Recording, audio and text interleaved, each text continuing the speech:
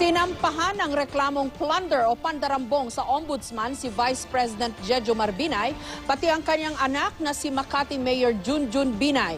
Ayon sa reklamo, kumita raw sila ng mahigit 1 bilyong piso mula sa di manoy overpriced na parking building sa Makati. Duda naman ni Mayor Binay, pinupolitika lang sila. Live mula sa Quezon City, may report si Ivan Mayrina. Ivan?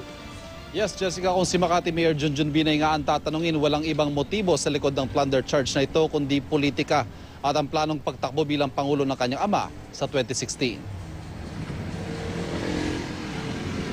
Ito ang New Makati City Parking Building sa tabi ng Makati City Hall. Ang 11 palapag na gusali ang basehan ng plunder complaint na iniharap laban kina Vice President Jejomar Binay at anak na si Mayor Junjun Binay.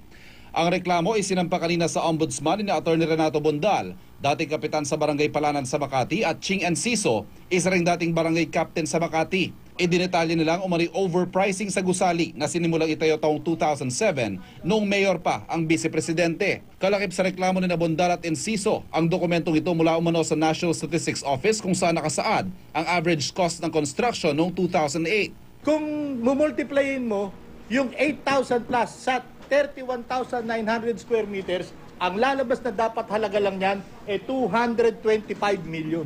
1.56 billion ang nagastos dyan sa building na yan. Paano naman, Sus Mariosep, nangyari yan?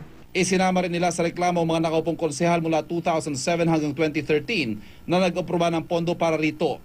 Sa website ng Makati City, sinabi ni Mayor Binay na walang dudang politika ang nasa likod ng reklamo. Lalo't kalalabas lang daw ng resulta ng Pulse Asia Survey kung saan sinabing top choice sa 2016 election si Vice President Binay. Gusto lang daw ng grupong siraan ng ama. Kinwestiyon din ni Mayor Binay kung bakit hindi isinama sa reklamo mga kaalyado ng mga petitioner na kasamang nag-aproba ng proyekto. Sinusubukan pa naming makapanayam ang magamang Binay. Pero nung isang buwan, nakakuha na umano ng impormasyon si Makati Mayor Junjun Binay na sasampahan sila ng reklamong plunder. Nakakatawa ang aligasyong ito batay sa mga desisyon ng Korte at sa regulasyon ng COA para patunayan na may overpricing. Dapat may comparison ng similar items, pero hindi nila ito ginawa. Ang basehan lang nila ay ang construction statistics mula sa NSO.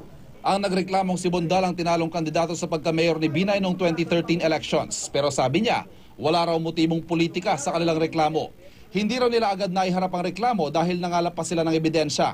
Nagkataon lang kasi tinapos sila ng 2013. Mangangalap pa kami ng mga ebidensya namin.